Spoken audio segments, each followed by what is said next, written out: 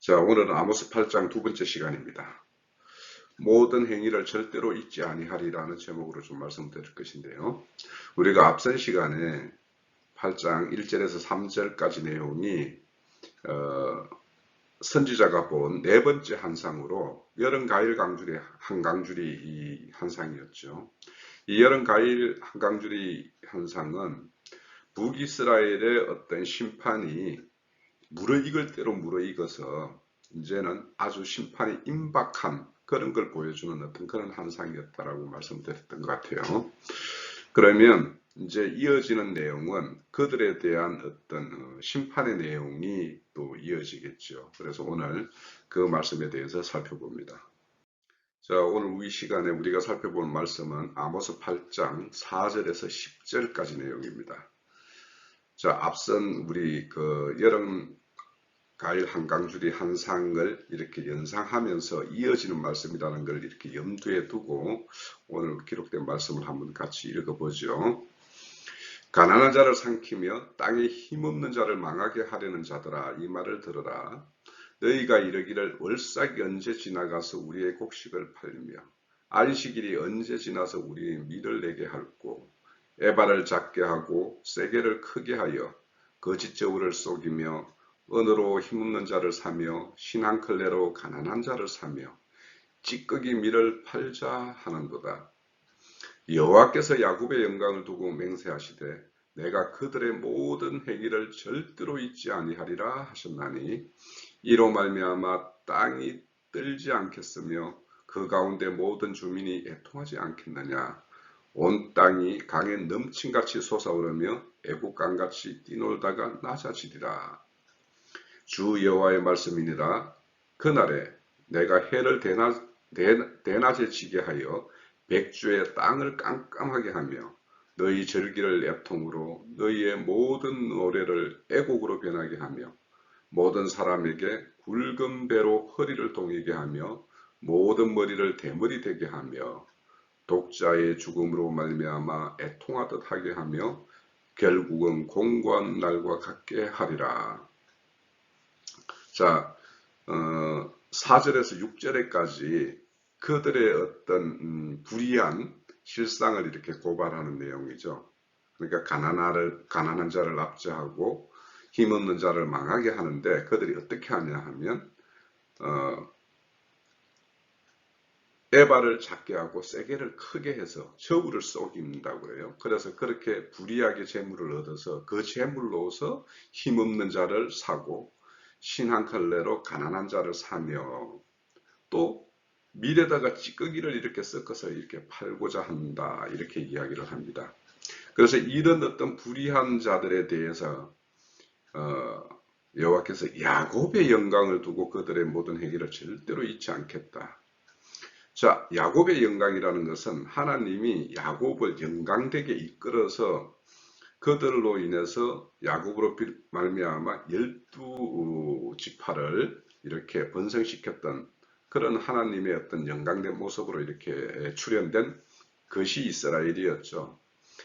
그럼에도 불구하고 그들이 이제는 하나님의 어떤 공의와 정의를 버리고 이렇게 불의를 행하는 것에 대해서 절대 잊지 않겠다라고 말씀을 하시는 것이죠. 그러면서 이제 그 심판의 구체적인 날, 그 여호와의 그날에 해를 대낮에 지게 해서 캄캄하게 할 것이고 너희의 절기를 애통으로 너희의 모든 노래를 애곡, 슬픔의 노래로 이렇게 바꾸게 될 것이다. 그래서 너희들이 그 슬픔에 의해서 굵은 배로 허리를 동이고 너희가 너희 머리를 이렇게 움켜쥐고 이렇게 절규하는 그 절규가 하나 있는 아들의 어떤 죽음으로 말미암아 애통하는 것 같은 그런 애통이 너희들에게 임할 것이다 하는 내용입니다. 자, 오늘 이 말씀을 좀 이렇게 구체적으로 하나하나 좀 살펴보죠. 자, 8장 4절입니다. 가난한 자를 삼키며 땅에 힘없는 자를 망하게 하는 자들아, 이 말을 들으라. 자, 선지자가 그 여름 가일 한강줄이 한상을 보고 이스라엘에게 심판이 임박한, 그래서 심판이 무르익은 그런 어떤 실상을 본 그 선지자가 나가서 어떤 자에게 말씀을 선포하냐 하면 가난한 자를 삼키며 땅에 힘없는 자를 망하게 하려는 자들아. 이 자들이 누구냐 하면 사마리아 성읍의 어떤 지도자들, 그런 지도자들이 이렇게 행하고 있었거든요. 그래서 이들에게 하나님의 말씀을 들려주고 있는 거예요. 그래서 이들이 왜 이렇게 심판이 임박했냐 하면 이들의 불의를 요 한 구절에 압축적으로 드러내고 있어요. 그들이 그 불의는 뭐냐? 가난한 자를 삼키며 힘없는 자를 망하게 이렇게. 그러니까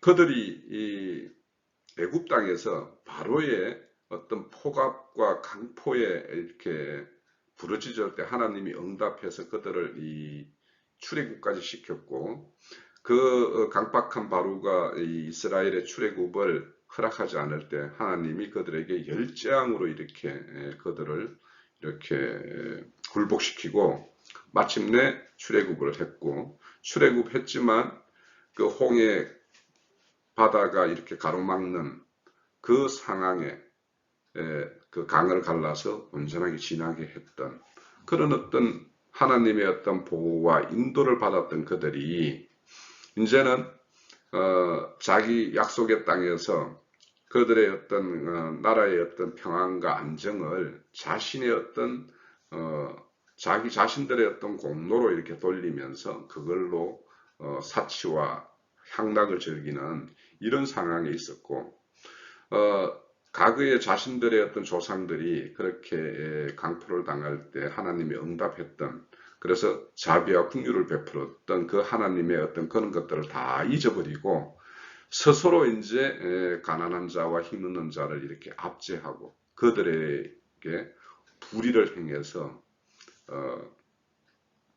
가난한 자는 더욱 가난하게 되고 자신들은 자기의 어떤 불의로 쌓은 재산으로 희희낙락하는 이런 이스라엘의 어떤 실상을 보면서 하나님이 이제 더 인내할 수 없는 이런 상황에 이르렀죠.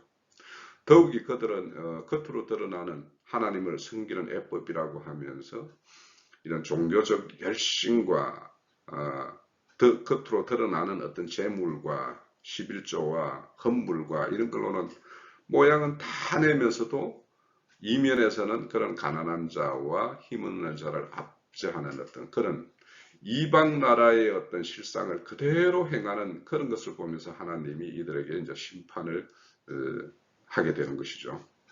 자, 왜 이런 어떤 이스라엘이 이방 나라와 달리 하나님의 백성이기 때문에 특별히 다루느냐 하면 이스라엘에게는 이방 나라에게는 없는 희년제도가 있어요.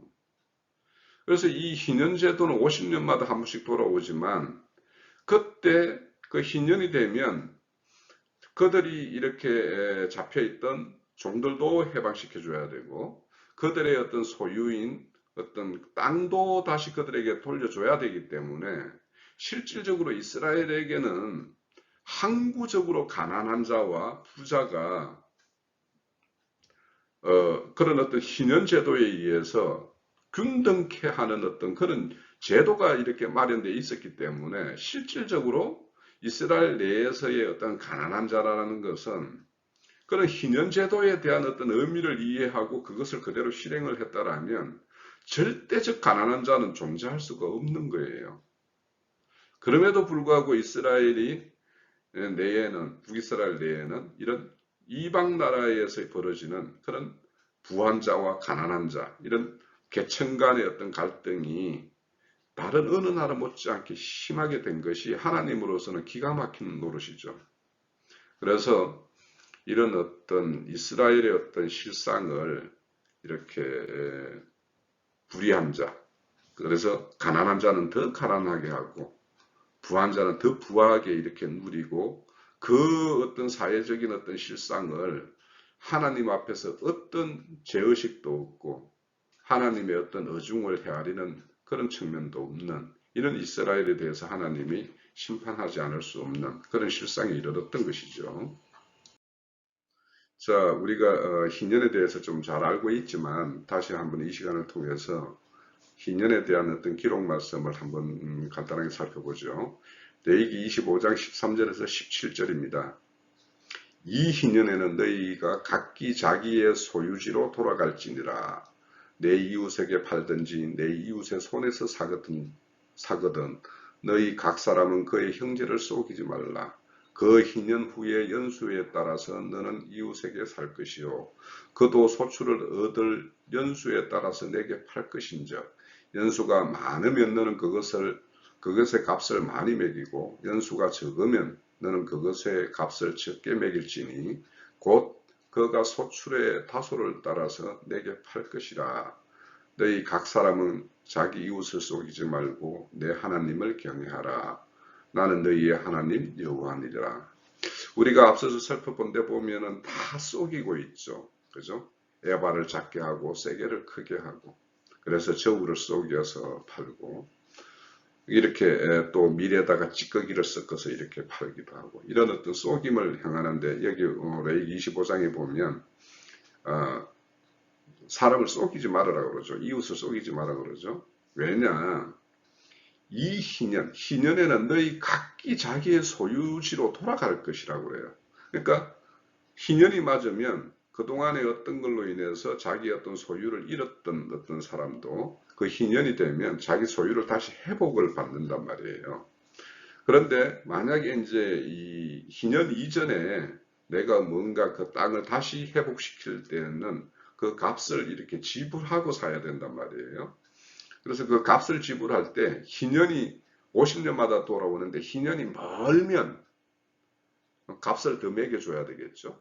그렇지만은 희년이 짧게 되면 그에 따라서 값을 이렇게 절삭을 해서 이렇게 지불을 하고 미리 그 땅을 다시 회복할 수가 있어요.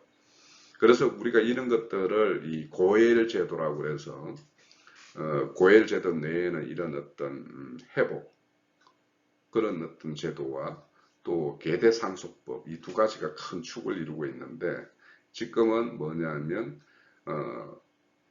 자기가 어떤 원하지 않는 일로 인해서 모든 소유를 잃어버렸을 때 또 심지어는 자기 몸을 팔아서 이렇게 했을 수도 있겠죠. 그러면 종이 되는 것이죠. 그러면 종이 된 경우에는 면제년, 안식년이 되면 그렇게 7년마다 오는 안식년이 되면 그 종에서 팔려요. 그렇지만 그가 그 소유했던 땅을 잃었을 때는 이건 희년을 맞아야지 그 소유를 다시 이렇게 얻는단 말이죠. 그래서 이 안식년과 희년이라는 제도는 우리가 원치 않는 일로 그런 일을 당했다 하더라도 하나님이 다시 회복해주는 이런 제도를 이스라엘에게는 이런 율법 제도로서 이렇게 주어져 있죠. 그러면 이는 어떤 율법 제도의 어떤 정신이라는 것은 그 이웃들과 함께 더불어 자신이 하나님으로부터 자비와 긍휼에 의해서 그런 어떤 속죄함을 받았다라면 그 이웃들에게도 자신의 그런 어떤 자비와 긍휼을 받은 것에 대해서 자비와 긍휼을 베풀 수 있는 이런 어떤 공동체를 구성하는 것 이런 것이 이스라엘에 대한 어떤 하나님의 뜻이었어요.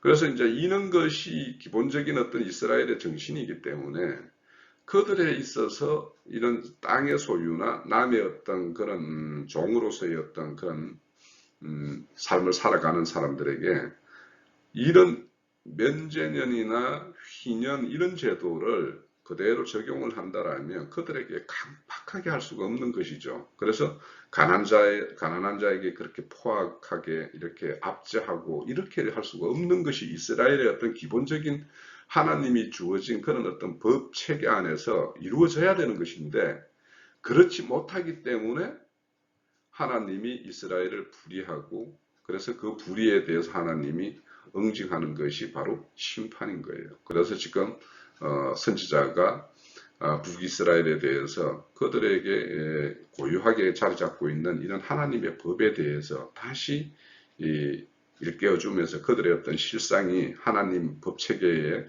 벗어나 있음을 이렇게 고발하면서 그들에게 심판을 경고하고 있는 것이죠.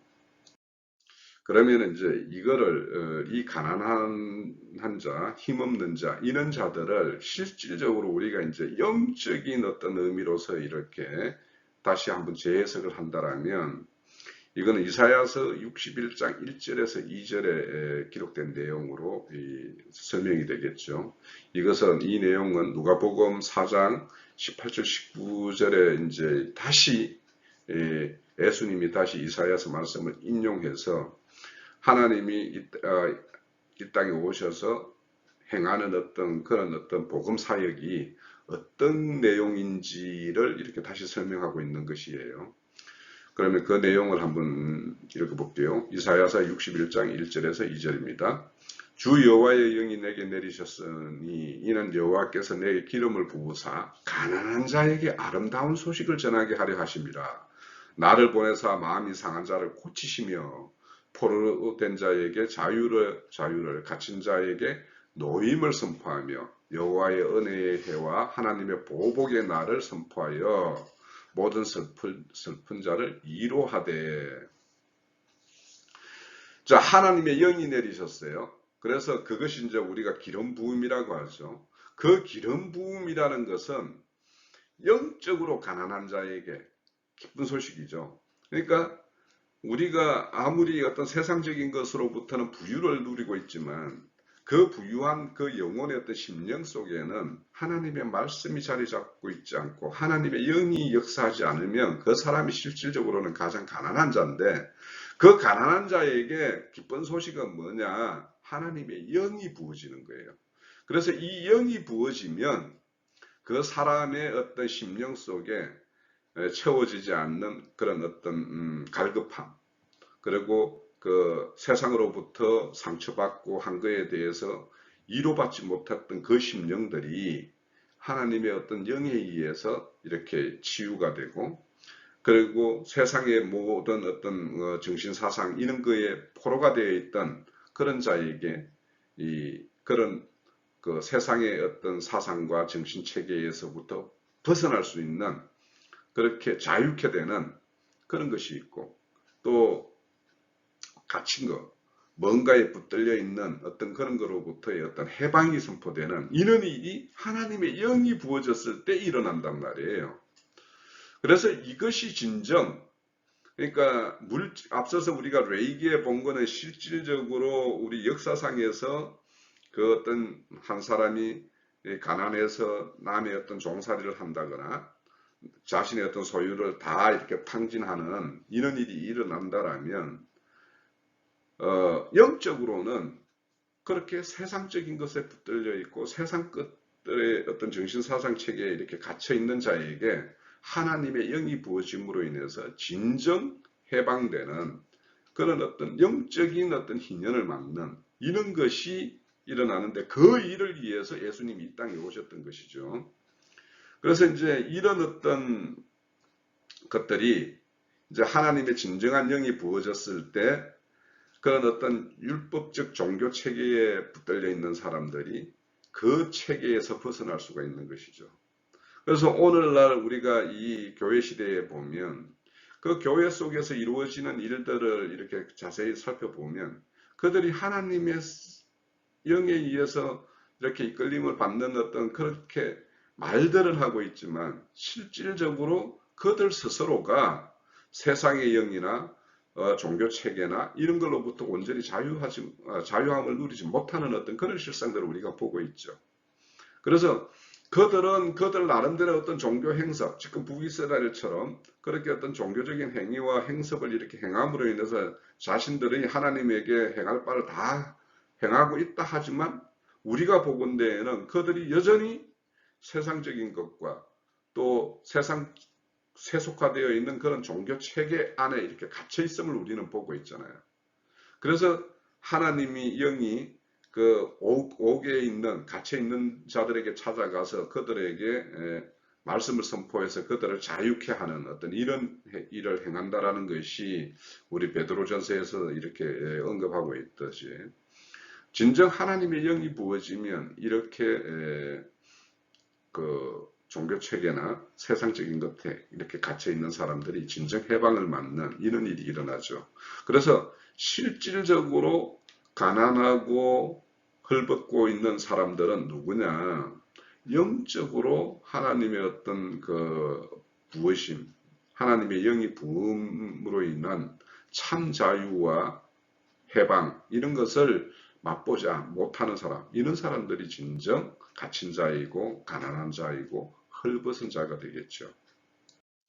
자, 아모스 8장 5절입니다. 너희가 이르기를 월삭이 언제 지나서 우리가 곡식을 팔며 안식일이 언제 지나서 우리가 밀을 내게 할고 에바를 작게 하고 세게를 크게 하여 거짓 저울을 속이며. 자, 이들이 매달 첫날을 이렇게 월삭으로 안식일처럼 쉬면서 지냅니다. 그리고 제사를 지내고 이렇게 하죠.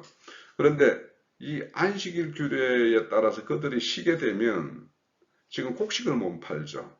그래서 자기들이 이렇게 부를 이렇게 만들 수가 없겠죠. 그래서 이들 마음속으로는 이런 날들을 기념하고 지내지만 이 날들이 빨리 지나가서 곡식 팔아서 자기 어떤 이렇게 부를 축적하는 이런 것에만 관심이 가 있단 말이죠. 그런데 그것도 어떻게 곡식을 파냐. 에바, 부피를 이렇게 적게 하는 것, 대를 적게 하고 또 세게를 그러니까 저울추를 이렇게 가볍게 해가지고 적은 양을 달아서 이렇게 팔게 되면은 많은 어떤 수익을 낼 수 있겠죠. 이렇게 속이는 방식으로 그러니까 이 가난한 자를 삼키며 힘없는 자를 망하게 한다 이 말이죠. 그러니까 자기들은 어떤 팔 때 작은 양을 주고 그에 온전한 어떤 값을 이렇게 받아버리면 자기의 어떤 부를 이렇게 축적하겠죠. 그래서 북이스라엘의 어떤 실상이 이와 같이 불이한 방법으로 이렇게 자기의 어떤 부를 축적하는 거예요.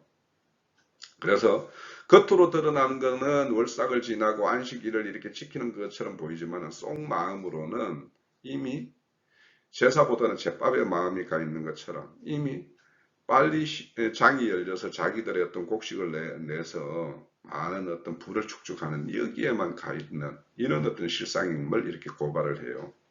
그런데 이것은 오늘날도 그대로 보면 이제 바울 사도가 갈라디아 교회에 보내는 편지에 보면 너희가 날과 절기를 이렇게 기념하고 지키는 이런 초등학문에 잡혀 있다. 너희들을 위해서 내가 수고한 것이 헛될까 염려스럽다라고 하면서 편지를 보내죠. 오늘날 교회 실상을 보면 이 바울 사도가 보면 참 기절초풍할 거예요 아마. 오늘날 교회마다 모든 날, 있는 날, 없는 날 다 끌어모아서 이렇게 그 날들을 기념하고 이렇게 보내고 있잖아요. 왜 그래요? 그런 날을 기념해야지만이 봉투가 돌아오죠. 반드시 날에는 그런 어떤 헌금 봉투가 돌아요. 이런 어떤 실상, 북이스라엘의 어떤 그런 어떤 실상이나 오늘날 예배당에서 그런 어떤 각종 절기를 이렇게 지키는 것이나 다 이것이 뭐냐? 가난한 자를 삼키고 힘없는 자를 망하게 하는 거예요. 그들의 어떤 실상은 영적으로 어떤 그런 실상들을 잘 이렇게 하나님의 영에 의해서 자유케 하고 그들의 어떤 잡혀있는 어떤 악한 정신 사상들로부터 해방시키는 것들이 교회에서 해야 될 일인데 오히려 이 북이스라엘이 책망받는 것처럼 이런 날들을 오히려 가난한 자와 힘없는 자를 이렇게 압제하는 수단으로 쓰고 있는 이런 실상을 보고 하나님이 언제 그들에게 심판을 하지 않을 수가 있겠어요. 참 악한 거예요. 그리고 그런 것들에 나를 기념하고 하는 것을 초등학문이라고 딱 말하고 있잖아요. 하나님의 어떤 그 높고 넓은 강대한 그 하나님의 도를 이런 초등학문에 잡혀서 이렇게 그들의 어떤 영적인 어떤 성숙을 이루지 못하게 하는 이런 교회의 실상에 대해서 우리는 단호하게 그들을 책망하고 그들의 말씀으로 심판을 선고해야 됩니다. 우리가. 자, 앞서서 북이스라엘의 어떤 그런 이웃을 속이고 가난한 자를 삼키고 힘없는 자를 망하게 하는 수단으로 속이고 하는 어떤 그런 수법을 쓰죠. 그런데 하나님이 이런 속이는 것에 대해서 경고의 말씀을 여러 곳에 두고 있어요. 그래서 몇 군데만 좀 살펴볼게요.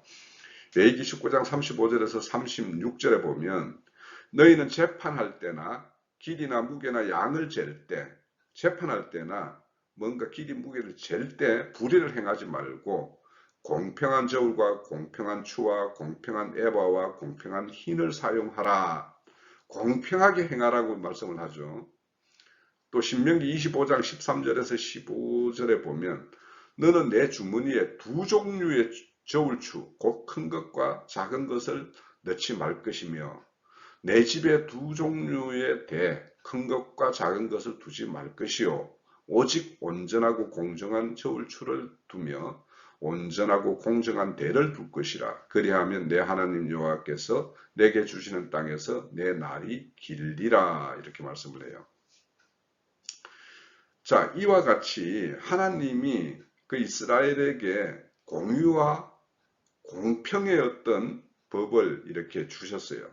그러면 하나님의 백성인 이스라엘은 이런 법대로 그것들의 어떤 삶을 경영해야 되는데 그렇지를 못하죠.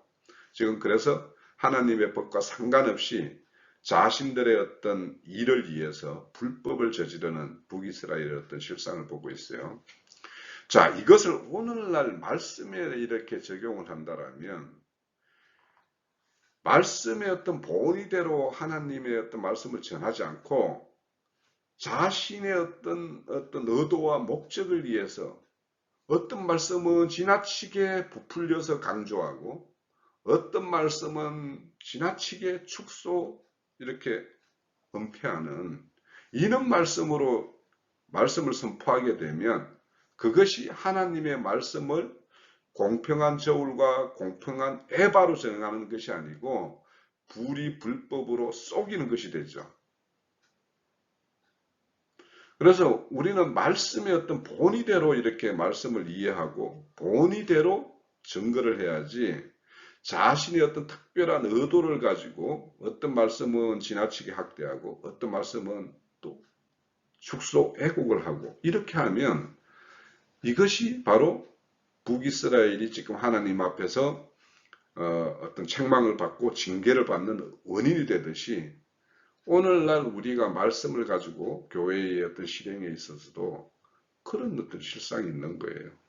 그래서 우리는 말씀의 어떤 그 무게만큼, 그 말씀의 진위만큼 공평한, 그래서 좌우 치우침이 없는 그런 어떤 말씀의 증거, 또 말씀에 이끌리는 어떤 삶을 경영하는 이런 것이 중요해요. 그래서 잠언서 11장 1절에 보면 속이는 저울은 여호와께서 미워하고 공평한 추는 그가 기뻐하신다 그랬어요. 그래서 우리의 어떤 말씀의 어떤 삶이나 말씀의 어떤 증거에 있어서도 이런 어떤 하나님의 어떤 공의와 공법이 그렇게 흘러갈 수 있도록 그런 어떤 우리의 어떤 그 말씀에 대한 어떤 이해와 그 실행이 있어야 되겠죠. 자, 8장 6절입니다. 은으로 힘없는 자를 사며 신앙클레로 가난한 자를 사며 찌꺼기 밀을 팔자 하는도다. 자, 가난하고 힘없는 자는 아주 적은 돈을 들여서 종으로 삼아버릴 수가 있죠. 그들은 자기 몸뚱아리 하나만 있을 그런 형편에 놓인 사람도 있을 수 있기 때문에 그 몸을 이렇게 팔아서라도 생명부지해야 되는 어떤 그런 실상에 놓여 있는 사람이 있을 수 있죠. 그래서 그런 가난한 자들을 그렇게 작은 돈으로 사서 종으로 삼거나 노예로 삼는 이런 악행을 저질렀다라는 거예요. 그래서 그런 가난한 자와 힘없는 자에 대해서 야만적이고 무자비하게 이렇게 대하는 그들의 어떤 정신세계는 돈이면 모든 것이 되는 어떤 그렇게 생각하는 사람들이죠. 그래서 이런 이스라엘의 실상이 이방인들과 다를 바가 없는 이런 실상에 떨어져 있어요. 이 자체는 이스라엘이 하나님의 백성이라고 하는 그들이 이런 이방인과 다를 바 없는 실상이 됐다라는 것은 하나님을 아주 멸시하는 어떤 그런 어떤 실상이라는 거예요. 이스라엘의 어떤 본질적인 어떤 그런 것을 완전히 상실한 상태에 있다라는 것이 되는 것이죠. 자, 그래서 이들에 대한 어떻게 하나님이 심판하지 않을 수 있겠느냐. 또 그들의 행위를 한번 봐라. 밀가루를 사서 그래도 생명부지를 하겠다라고 사는 그들에게 밀찌꺼기를 섞어서 이렇게 팔지 않냐. 그들에게 어떻게 이웃에 대한 어떤 자비와 국민한 마음이 조금이라도 찾을 수 있냐, 이들에 대해서 어떻게 심판을 하지 않을 수 있겠냐 하는 것이 지금 선지자의 어떤 그들에 대한 말씀의 어떤 선포 내용이에요. 자, 오늘날 이런 것을 볼 때 교회에서도 이제 이 말씀을 선포하고 나면 그 헌금 주머니를 이렇게 돌려요. 정말 갈급한 마음에서 진짜 하나님의 어떤 위로를 받고 싶어서 교회당을 찾았는데 그들에게 말씀 이렇게 몇 마디 해놔놓고는 헌금 봉투를 돌린 거나 헌금 주머니를 돌리는 이런 실상을 볼 때 그 예수님이 오셨을 때 그 성전 앞 그 헌금함에 두렙돈을 였는 여인의 모습을 보면서 하나님이 그 시대 예루살렘 종교 지도자들의 어떤 패악함을 이렇게 지적하는 말씀이 있죠. 이와 같이 그런 실상이에요. 그렇다면 이렇게 이런 자들에 의해서 압제당하고 망할 것이 아니라 거기에서 탈피해야 되는 것이죠. 우리 계시록 22장에 보면 성령과 신부가 오라 하시는도다. 그러죠? 듣는 자도 올 것이요 원하는 자도 올 것이요 와서 값없이 생명수를 마시라고 이야기를 해요. 그러니까 값없이 마실 수 있는 곳. 그렇게 이런 힘없는 자, 가난한 자, 그런 자의 어떤 위에서 군림하면서 압제하는 그런 데가 아닌 값없이 마실 수 있는 그런 생명수가 넘치는 그런 곳을 찾아야 돼요. 우리는 그런 교회를 또 실행을 해야 되는 것이고. 그래서 우리가 이런 어떤 북이스라엘의 어떤 실상을 오늘날 우리 교회 시대에 이렇게 적용을 한다면 이들이 어떻게 행하는가? 말 같지도 않은 몇 말씀 이렇게 해놔놓고는 그 헌금 봉투를 돌리고 하는 어떤 그런 실상들을 보면 그런 자들에게 붙들려 있는 그런 실상들을 보면 참 우라통이 터지죠. 이들을 어떻게 해야 될까요? 참. 우리 각자 다 교회에 가서 한번 폭탄 선언을 해야 되나요? 어떻게 해야 되나요? 정말 가끔씩 이런 상황을 그냥 보고만 있는 이렇게 보고 그들의 어떤 실상을 이렇게 말로만 이렇게 질타하고 하는 이런 거에 머물러야 되나? 아니면 직접 가서 폭탄을 투척해야 되느냐? 참 가끔씩 생각이 들어요. 내가 용기가 없어서 그렇게 못하는가? 그것이 맞는가? 그것이 하나님의 방법인가? 또 한편으로는 하나님이 등대의 어떤 빛으로서 이렇게 존재해야 되면 그 빛을 발견하고 찾아오는 것이 자연 어떤 섭리이기 때문에 우리는 그냥 진리의 빛만 이렇게 등불만 이렇게 켜고 높이 들고 있으면 되는 것인가 이런 생각도 하면서 어떤 것이 하나님의 방법인가 이런 어떤 참 고민스러운 부분이 좀 있습니다. 그죠? 자, 아모스 8장 7절에서 8절입니다. 여호와께서 야곱의 영광을 두고 맹세하시되 내가 그들의 모든 행위를 절대로 잊지 아니하리라 하셨나니 이로 말미암아 땅이 떨지 않겠으며 그 가운데 모든 주민이 애통하지 않겠느냐. 온 땅이 강에 넘침같이 솟아오르며 애국강같이 뛰놀다가 낮아지리라. 자, 하나님이 야곱의 영광을 두고 맹세하신다. 자, 야곱에게는 영광이라는 것이 뭐가 있겠어요? 하나님 자신이 야곱에게는 영광인 거예요.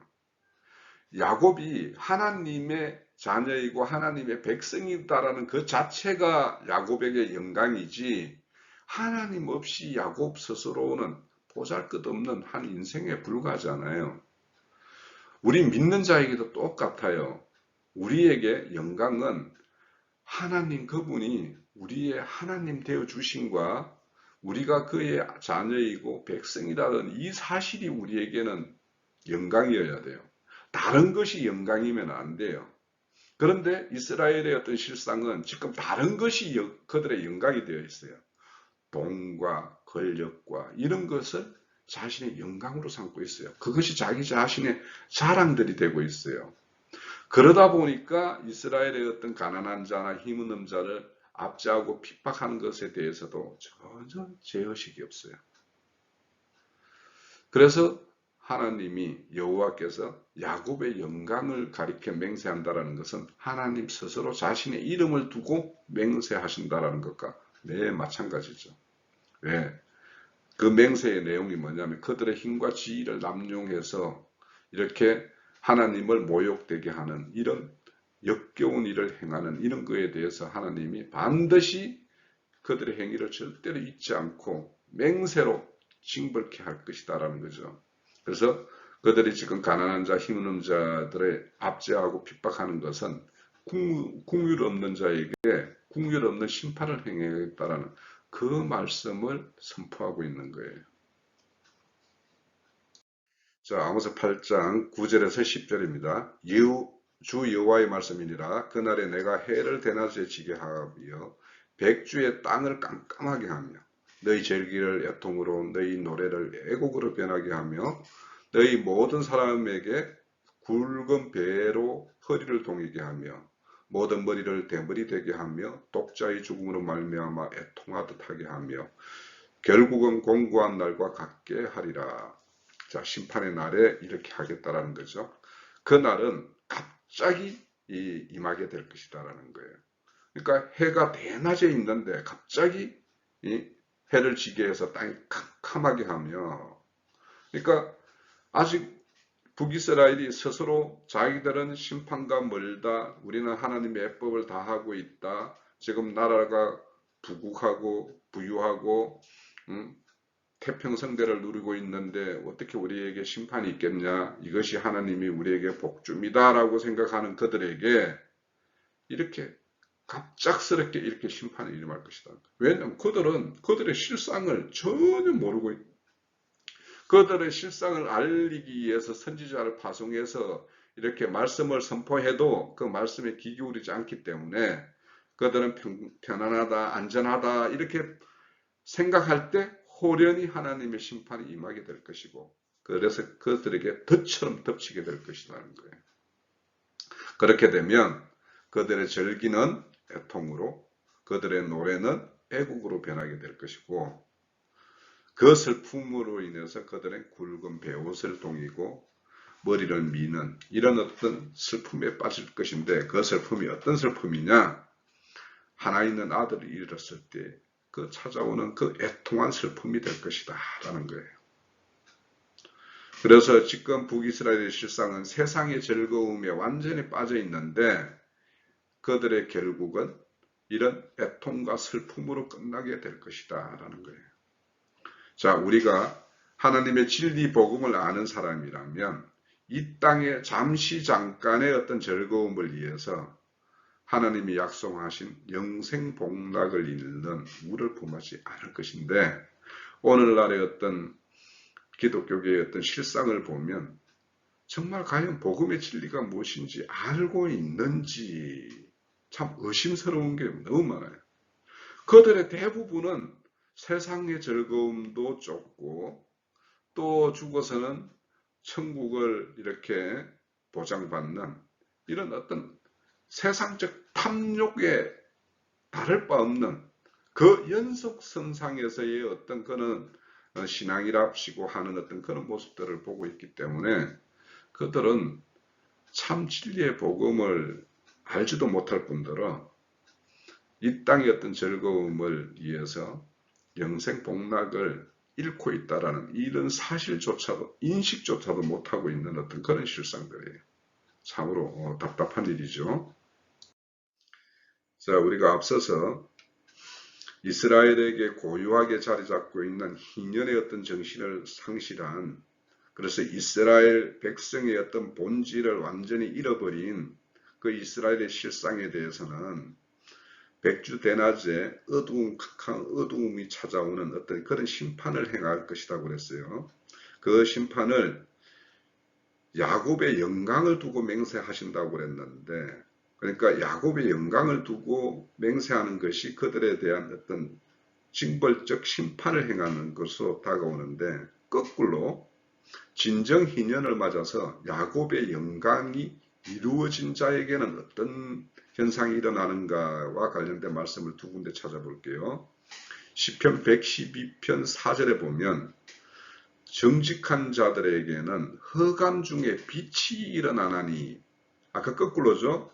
백주대낮에 어두운 캄캄함이 찾아오는데 정직한 자에게는 흑암 중에 빛이 일어나나니 그는 자비롭고 국률이 많으며 의로운 자이로다. 이런 칭함을 받게 된다는 거예요.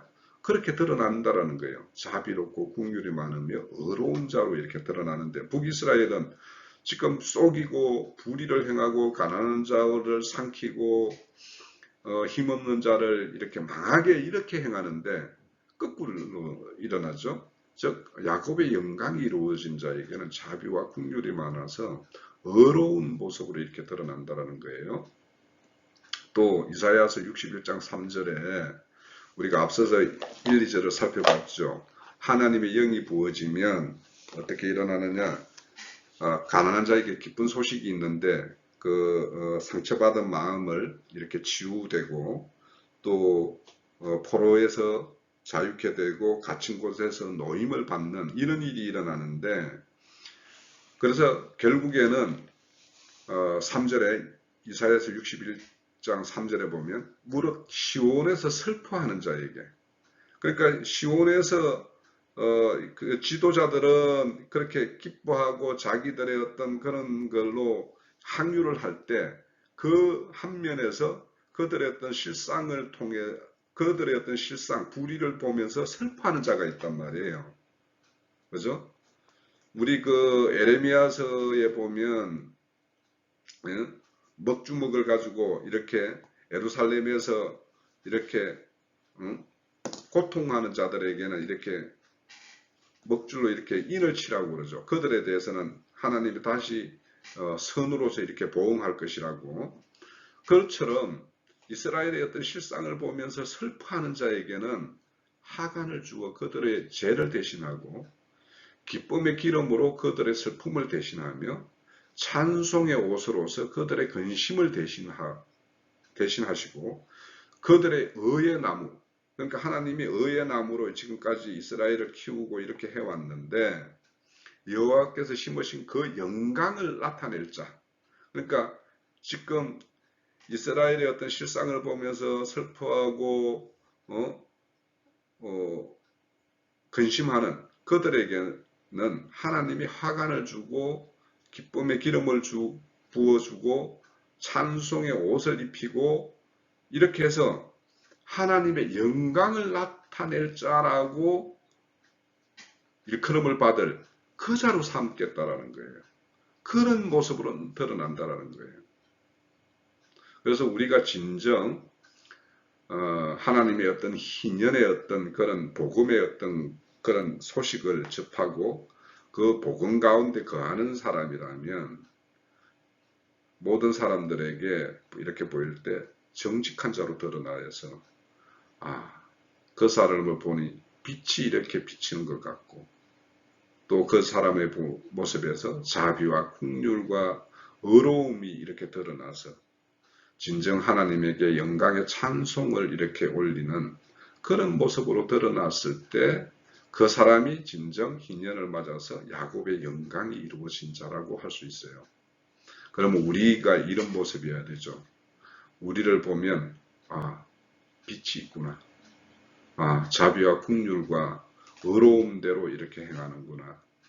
진정 하나님의 어떤 기쁨의 기름을 부음받아서 찬송의 어떤 모습으로 이렇게 드러나서 하나님이 이 자가 나의 영광이로구나 라고 이렇게 말할 수 있는 그런 자들이 우리 모두가 되어야 되겠죠. 자, 이스라엘의 어떤 심판을 보면서 우리는 그런 걸로부터 결별된 모습으로 하나님의 어떤 영광을 나타내는 자, 빛이 드러나는 자, 이런 자의 어떤 모습으로 우리 모두가 세움이 되기를 바랍니다. 오늘 말씀 마칩니다.